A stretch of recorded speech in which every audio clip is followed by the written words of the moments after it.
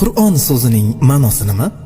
Qur'on so'zi arab tilida qiroat yoki o'qish ma'nosini bildiradi. Qur'oni Karim dastlab qayerda nozil bo'lgan? Makka shahri yaqinidagi Hiro g'orida. Qur'oni Karim qachon va qaysi kuni nozil bo'lgan?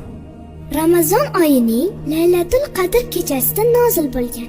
Laylatul Qadr kechasi qanday kecha ekan? Qadrli, ilohiy qudrat namoyon bo'ladigan, bandalarning bir yillik taqdiri hal qilinadigan tabarruk kecha deb ulug'lanadi. Barakalloh.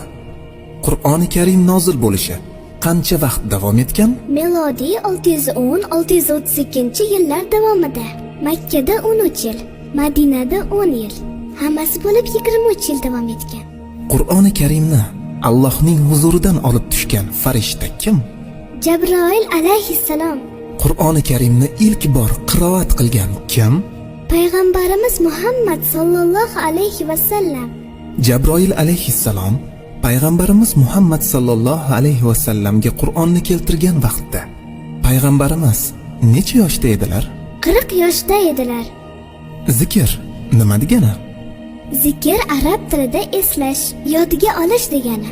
Zikr deganda Allohni eslash, yodga olish, maxsus lafzlar bilan zikr qilish tushuniladi. Qur'oni Karimda Qur'onni qanday nomlar bilan zikr etilgan? Kitob, ya'ni yozuv. Furqon, ya'ni haq bilan botilning orasini ayiruvchi. Zikr, ya'ni eslatma. Tanzil, ya'ni nozil qilingan kabi nomlar bilan atalib, nur, ya'ni yorug'lik, huda, ya'ni hidoyat, muborak, ya'ni barakatli, mubin, ya'ni ochiq ravshan, bushro, ya'ni xushxabar, aziz, ya'ni